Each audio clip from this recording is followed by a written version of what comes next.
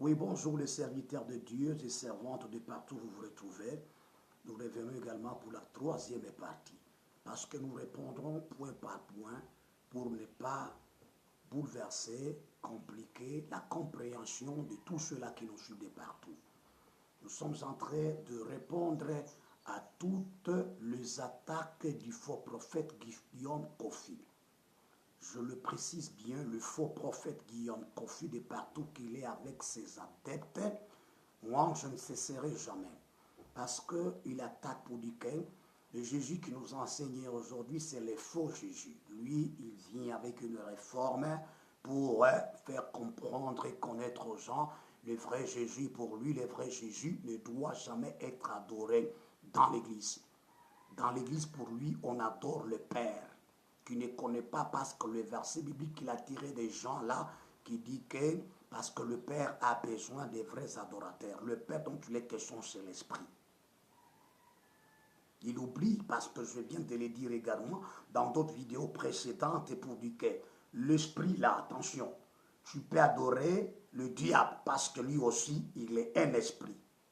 Il est aussi le Père.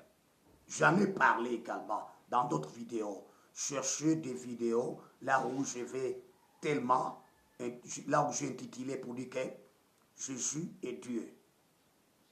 Vous voyez, là vous verrez nécessairement pour dire que, en tout cas, c'est le Dieu aussi, c'est le Père aussi. C'est lui le Jésus qui doit être adoré. Comment ça fait-il, Sylvain, qu'on adore le Père? Oh, ce n'est pas le Père qui est venu nous chercher. Ce n'est pas le Père qui est mort sur la croix pour nous sauver. Comment adorons-nous un Père qui est resté là assis sur son trône, qui n'a rien fait? Où est-ce qu'il vous amène? Il vous amène à adorer l'esprit qui est le diable. Nous, étant une église, nous n'adorons jamais le Père. Nous adorons le Jésus qui est le Père, qui est venu nous chercher et mourir pour nous. Voilà le Père qu'il faut adorer. Pas adorer celui qui n'est venu faire aucune chose sur la terre. Jamais. Il se base de gens qui n'ont pas compris. Parce que vous savez, les disciples, dans leur dernier temps, quand Jésus a enseigné, Tri a enseigné, Quadri a enseigné, Multi a enseigné, en fin de compte, les disciples lui ont dit, montre-nous le Père, et cela suffirait. Je prends d'abord les versets bibliques dont tu l'as avancé, tu ne comprends pas. Jean chapitre 4, qu'il a mal compris. Parce que Christ a commencé par Jean 4. Mais le chapitre 14, c'est la finalité de l'enseignement de Jésus-Christ. Alors, lisons le chapitre 4, le verset 22, jusqu'au verset même 24. Vous adorez ce que vous ne connaissez pas. Nous adorons ce que nous connaissons. Car le salut vient des Juifs. Quel est ce salut-là? Le salut qui vient des Juifs, c'est Christ lui-même. Ce n'est pas le temps d'enseigner ça. Jésus est le salut. D'accord. Dieu aussi est le salut d'après Ésaïe. Je ne peux pas vous le dire. Continuons. Mais l'heure vient, et elle est déjà venue, où les vrais adorateurs adoreront le Père en esprit et en vérité. Car ce sont là les adorateurs que le Père demande. Autrement dit, que l'Esprit demande. C'est ça le Père. Que l'Esprit demande. Dieu est esprit. Ah, vous avez maintenant ma conclusion. Le Père, c'est l'Esprit. Vous voyez? Jésus, c'est l'Esprit de Dieu lui-même. C'est ça l'Esprit.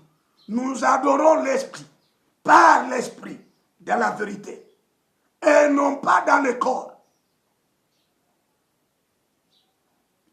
Car Dieu est esprit. Et il faut que ceux qui l'adorent en esprit et en vérité. Pour votre information, Dieu s'adore même lui-même. Je vous ai fait voir lire en hébreu que Dieu lui-même s'adore. Oh Dieu, ton Dieu t'envoie. Ça, c'est pas étonnant.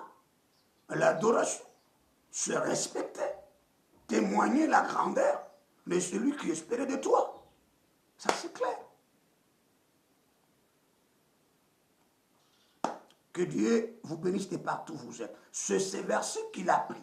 Je prends 14, chapitre 14, de même livre. Maintenant, après avoir, quand tu l'as enseigné ça, et même les apôtres ont du mal à connaître cela, mais ils avaient comme tendance comme si, ils avaient connu comme si il restait quelque chose. Or, leur question là-bas, à la dernière partie, au dernier stade, quand ils ont posé, ils veulent se renseigner très bien, avoir l'exactitude de ce père-là. Lisons Jean chapitre 14. J'aimerais que nous lisions seulement le verset 8 et le verset 10. 8 jusqu'à 10. Parce que les apôtres ont été préoccupés. Il les a enseignés, ils ont cru. Mais une chose, il faut qu'on connaisse en profondeur le Père. C'était là que Jean, quand il était là, il a entendu, il a compris, il écrit maintenant au chapitre 1, qu'au commencement était la parole. Et la parole était avec Dieu. Et la parole même était Dieu. Oh, la parole, ce n'est pas le Père, c'est Jésus. Oh, la parole qui est Jésus, c'est celui l'Esprit, c'est celui le Père. Ce n'est pas par hasard que Jean commence à écrire que non, au commencement était la parole, non. C'est à cause de ceci. C'est ça la finalité. Quand il parle, il n'y avait pas la foule. Ce sont des choses que Jésus a parlé à huis clos avec ses apôtres. Et c'était les 11 apôtres. Pas pour dire qu'ils étaient 12, non. Ils n'étaient pas 12. Ils étaient 11. Judas n'était pas là. Donc il y a des choses que le Seigneur devait partager uniquement avec les apôtres. Il partage cette partie, cette affaire, cette chose. Quoi? Il dit ceci. Philippe lui dit, c'était quelque chose qui lui tiquait à cœur. Philippe lui dit quoi? Seigneur, montre-nous le Père. Et cela nous suffit. Une fois que tu nous montres le Père, ah, cela s'est terminé. Il n'y aura pas encore à te poser de questions. Tout ce que Jésus avait enseigné, ils avaient compris. Ce qu'ils avaient mal compris, ce qu'ils avaient tellement parfois compris, pas en totalité, c'est problème de Père. Ah bon. Ça leur tiquait au cœur. Ça leur tiquait de temps à autre. Philippe pose à l'intention de tous les apôtres, de tous les disciples. Jésus doit répondre. Si même tu es serviteur, tu ne savais pas cela, connaissez-le aujourd'hui. Jésus lui dit, il y a si longtemps que je suis avec vous. Lui demande le Père, il lui dit, je suis. Son nom c'est je suis. Il n'est pas jeté, il n'est pas je serai, je suis. Ah bon. Jésus lui dit, il y a si longtemps que je suis avec vous. C'est moi le Père. Ce que ça signifie, c'est moi le Père. Et tu ne m'as pas connu. On demande le Père. Jésus dit que c'est moi le Père, tu ne me connais pas. Donc les apôtres, les disciples l'ont connu physiquement, comme l'aurait connu Abraham, physiquement. Faux prophète Kofi. Vous voyez, tu ne m'as pas connu toi Philippe. Il continue. Et tu ne m'as pas connu Philippe. Celui qui m'a vu a vu le Père. C'est pourquoi Jean, il dit dans ces épîtres-là que celui qui nie le Fils n'a même pas le Père. Celui qui accepte le Fils a aussi le Père. Qui blasphème le Fils n'a même pas le Père. Celui qui m'a vu a vu le Père. Comment dis-tu, montre-nous le Père tant que je suis là? Verset 10. Ne crois-tu pas que je suis dans le Père et que le Père est dans moi? Vous voyez, une chose que les faux prophètes Kofi Guillaume veut faire croire aux gens, que le Fils est dans le Père. Mais il n'ose pas à expliciter, à dire au public que le Père aussi est dans le Fils. Expliquez-moi. Un verre dans un autre verre, un autre verre dans un verre. Expliquez ça. Que Dieu vous bénisse de partout où vous nous suivez, les enfants de Dieu. Et à moi, les paroles que je vous ai dites, je ne les dis pas de moi-même. Et le Père qui demeure, il est là. Et le Père qui demeure à moi, celui qui fait les œuvres. Nous, le Père est là. Il s'est offusqué avec le voile qui est le corps. Il s'est formé un corps. C'est Dieu qui est là, c'est le Père qui est là, c'est Jésus qu'on adore. Dans une vraie église, c'est là on adore Jésus-Christ. Voilà. Parce que nous le verrons comme Jean l'a dit tel qu'il est. C'est ce que nous sommes. Et tel qu'il est, c'est ce que nous serons également. Jean nous a dit parler cela. Jean nous a explicité cela. Que Dieu vous bénisse partout. Voilà. Il a donné un verset biblique que nous devons lire. Que vous savez, que le Fils n'a pas besoin qu'on l'adore. Mais c'est le Père. Moi, je lui réponds, pas même lui donner un verset biblique. S'il dit que le Fils n'a pas besoin qu'on l'adore, j'ai déjà avancé beaucoup de versets. Mais moi, je te dis que nulle part où Jésus a dit de ne pas l'adorer, nulle part dans la Bible. Montre-nous là où Jésus a dit que ne m'adorez pas moi. Là, je reviendrai encore sur seulement si tu me donnes là où il est écrit que Jésus a dit que ne m'adorez pas. Dis-moi. Mais moi, je t'ai fait voir beaucoup de versets bibliques. Nulle part. Prenons maintenant un autre cas de 2e Thessaloniciens. Le chapitre 2, le verset 3. Il a dit que vous voyez, celui l'Antéchrist viendra s'asseoir dans le temple pour être adoré. Il ne comprend pas ce qu'il dit. Thessaloniciens, 2e Thessaloniciens. Et le même épître qui donne là-bas, toutes les épîtres qu'il avance. Quand vous commencez au début de ce qu'il est en train de dire que non, le Jésus qu'on nous a enseigné sur les faux Jésus. Il se sert toujours des épîtres de Paul possédés là, qui avaient des démons, selon ce que lui-même dit. Ce sont ceux-là, il se sert de cela. Je t'ai déjà fait voir que l'apôtre Paul était un apôtre infaillible. Toi, tu es un faux qui se fait passer à de vrais apôtres. C'est vous qui avez tellement mis des désordres dans l'évangile. Vous êtes en train de nuire l'évangile. 2e épître des Thessaloniciens, chapitre 2, verset 3. Je lis ce verset-là. Il dit ceci. Que personne ne vous séduise d'aucune manière, car il faut que l'apostasie soit arrivée auparavant, comme elle est chez toi, le faux prophète Guillaume avec tes adeptes, et qu'on ait vu paraître l'homme du péché, le fils de la perdition. Il ne connaît même pas le fils de la perdition. Tu vois ce que tu dis? Tu ne connais même pas le fils de la perdition. Là, je reviendrai avec de tels enseignements pour que le monde connaisse bien. Verset 4. L'adversaire qui s'élève au-dessus de tout ce qu'on appelle Dieu. Jésus s'appelle Dieu. Jésus, c'est Dieu. Il n'est pas adversaire.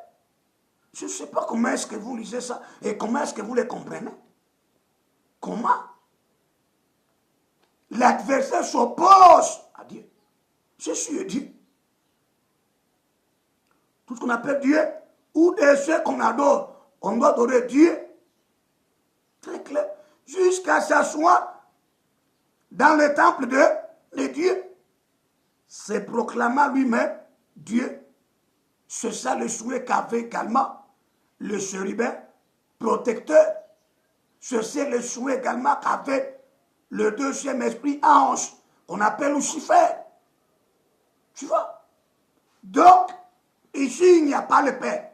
Ici, il y a Dieu. Jésus, Dieu, dont on adore. Donc, tu es dans une grande hérésie. Et tu tombes cadiquement. Comment peux-tu dire aux gens de ne plus adorer Dieu qui est Christ? que Jésus lui-même Dieu, on ne peut pas. Que les églises adorent Jésus. Que les églises adorent le Dieu Jésus. Alléluia. Je pense que vous m'avez répondu Amen.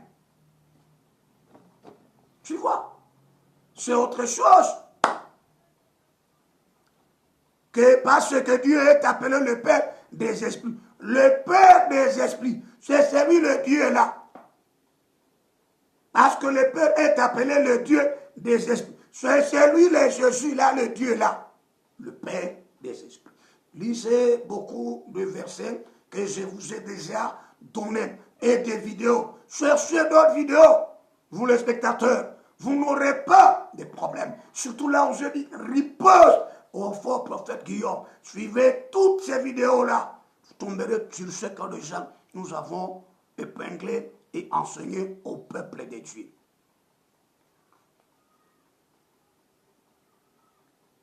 Parce que le Père, il dit que est l'Esprit. Il dit que le Fils ne doit pas être dans le temple. Mais il n'est pas dit l'être. Il n'est pas dit le Fils. Il est dit Dieu. Il est Dieu. C'est celui-là le Fils. C'est celui-là le Dieu créateur. Je vais t'éprouver avec les saintes Écritures pour que tu comprennes que celui qui est venu, c'est celui qui est parti et c'est celui qui est venu d'une manière spirituelle. Maintenant, il est à nous. Lisons Jean 14, 16 à 18. Je vais finir par là. Jean 14, Jean chapitre 14, le verset 16 à 18. Retenez bien parce que celui qui est là, on l'a vu. Les apôtres, les disciples l'ont vu. C'est pourquoi j'ai dit le chapitre 14, c'est la finalité. Qu'est-ce qui est dit? Jean chapitre 14, les versets 16 à 18. Et moi, je prierai le Père et il vous donnera un autre consolateur. Pour votre information, en grec, le autre qui est employé autre, il y a deux sortes de autres en grec. Il y a ce qu'on appelle allos et ce qu'on appelle hétéros. Mais ici, autre ici, ce n'est pas hétéros, c'est allos qui est le même. Pour comprendre, allos qui signifie le même et moi qui suis venu en chair, je vais venir encore en esprit. Mais les hétéros, moi qui suis venu, un autre viendra qui n'est pas comme moi, qui n'est pas moi, s'il faut le dire. Comprenez les Grecs, hein? Pose des problèmes entre le terme allos et le terme hétéros. Allos qui signifie lui qui est venu en chair, en os, avec du sang. Celui qui va venir encore en esprit. C'est ça, retenez ça. Il a dit ceci, et moi je prierai le Père, et il vous donnera un autre consolateur, afin qu'il demeure éternellement avec vous. Continuez. L'esprit des vérités, hein, l'esprit là, quand tu as dit que, parce que le Père est esprit, l'esprit là, qui va venir là, c'est Jésus. L'esprit des vérités, que le monde ne peut recevoir. Très bien. Parce qu'il ne les voit point, mais les apôtres ont vu. L'esprit qui doit venir là, qui s'est caché dans le corps là, ils l'ont vu, qui était Jésus là, le même esprit qui doit venir. Alléluia. Parce qu'il ne le voit point, et ne le connaît point, mais les apôtres l'ont vu, l'ont connu. Hein? Ne m'avez-vous pas vu quand il part dans le même chapitre là? Ils l'ont connu que c'est celui-ci qui viendra. Maintenant, en esprit, pour habiter avec nous. Au début, quand il était en chair et en os, il habitait parmi ses enfants. Cette fois-ci, il ne viendra pas habiter parmi les enfants, mais dans les enfants. Tu vois? C'est ainsi, avant qu'ils viennent d'abord habiter, ils l'ont connu. Ils l'ont vu. Que c'est celui-ci. Alors, lisons également. Mais vous les connaissez. Ils l'ont connu. Car il demeure avec vous. Il est avec vous maintenant. Qui est celui-là? C'est l'esprit là. Car Dieu est esprit. Souviens-toi de cela en Jean 4. Ils l'ont connu. Ils l'ont compris. Ah, il reviendra le Seigneur. Il a résumé ça en Matthieu chapitre 28. le verset 19 à 20. Je serai avec vous tous les jours jusqu'à la fin du monde. Je vous ai fait voir dans des vidéos précédentes là. Parce que vous, il demeure avec vous. Qui demeure avec vous? À ton avis, toi, les faux prophètes Guillaume, qui demeure avec les apôtres? Qui demeure avec les disciples? Christ. Le Père est là. L'Esprit là. Il va revenir à une autre façon. Je continue. Il demeure avec vous. Et il sera en vous. Maintenant, cette fois-ci, je suis parmi avec vous. Je demeure avec vous. L'accomplissement de ce que la Bible dit sera appelé Emmanuel. C'est accompli. Il reste maintenant à vivre en nous. Je ne vous laisserai pas orphelins. Je viendrai à vous. Qui va revenir? Qui va venir encore? Il ne viendra pas maintenant en forme de la sueur et en forme avec le sang et avec de l'eau. Jamais. Lis son dernier verset pour que je me taise. Jean 15, 26. Tu vois, celui qui va venir, c'est Christ, c'est Jésus. Il vient maintenant en un état spirituel. Celui qui demeure en nous et qui nous parle et qui nous fait voir, connaître les fausses et les vrais. C'est un esprit très puissant. 26. Quand sera venu le grand sur la terre, que je vous enverrai. C'est pourquoi à un certain moment, il dit que le Père vous enverra. À un certain moment, il dit je. À moins que vous n'avez pas appris les pronoms personnels. À le revoir, le pronom personnel sujet. Parce qu'il y a toute une sorte de pronoms personnels. Il y a les pronoms personnels sujet, les pronoms personnels complément d'objet direct, les pronoms personnels complément d'objet indirect, les pronoms personnels, les provenances, les pronoms personnels circonstanciels de lieux. À le revoir, c'est court. Ici, pour ne pas que tu te montres beaucoup, ici c'est les pronoms personnels sujet. Dieu, qui est le Dieu qui va envoyer, qui enverra l'Esprit, qui viendra lui-même. Je vous enverrai de la part du Père, très clair, l'Esprit de vérité qui vient du Père. Il rendra témoignage de moi, pas de Père. Et Jésus a laissé en suspense beaucoup de gens. Oh, l'Esprit devait venir rendre témoignage de qui? Du Père, mais toujours de Jésus. C'est ce Jésus-là qui est le Père. Que Dieu vous bénisse de partout, vous nous suivez. C'est le même Jésus qui est venu en chair, annonce. C'est celui qui vient maintenant spirituellement, qui habite avec nous. C'est pourquoi il nous a précisé ça en Matthieu, chapitre 28. Je lis d'abord ce verset biblique qui a été comme une clé pour quiconque veut comprendre la vérité. Chapitre 28, le verset 20. J'aimerais le verset 20. Et enseignez-leur à observer tout ce que je vous ai prescrit. Et voici, je suis avec vous tous les jours, jusqu'à la fin du monde. Christ, il ne part pas nous laisser comme orphelins. Il est avec nous, celui qui est revenu maintenant spirituellement. Comprenez maintenant quand tu disais que parce qu'il n'est pas le Dieu créateur, parce qu'il n'est pas un Dieu omniprésent. Vous voyez son omniprésence partout. Il est au ciel, il est avec nous. Combien de serviteurs sur la terre dans lesquels le Seigneur est en train d'opérer, pas en toi, les faux prophètes Guillaume Kofi. Alors que Dieu bénisse les enfants de Dieu qui nous ont suivis de partout. Si vous avez des questions à nous poser, ne tardez pas à le faire. Si vous avez des remarques, ne laissez pas à le faire. Nous sommes là. Le problème général, c'est que vous vous abonniez parce que c'est tout le berger Seba Ilungadadi qui vous a réconforté dans la foi. Parce que nous connaissons qu'il y a beaucoup d'ennemis, même tellement, qui sont ragés tellement de la colère du diable, parce qu'ils veulent préparer le terrain de l'ère principale antichrist et qui ne viendra pas à l'heure où l'Église est avec là.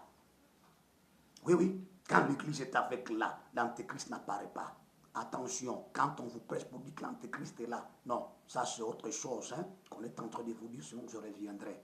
L'antéchrist viendra au moment quand l'église sera levée. Alors ça reviendrait plus tard avec les enfants de Dieu. C'était le berger Sebaïlungadati, parce que l'antéchrist, aussi longtemps que le Saint-Esprit est avec nous, l'antéchrist ne pourra rien faire, à moins que le Saint-Esprit soit enlevé, c'est-à-dire les enfants de Dieu, parce que Christ est avec nous. Christ est en nous. Il est en train de travailler. Il est en train de faire de grandes choses. Comment est-ce que l'antéchrist viendra-t-il régner? Au Christ règne en nous. Jamais.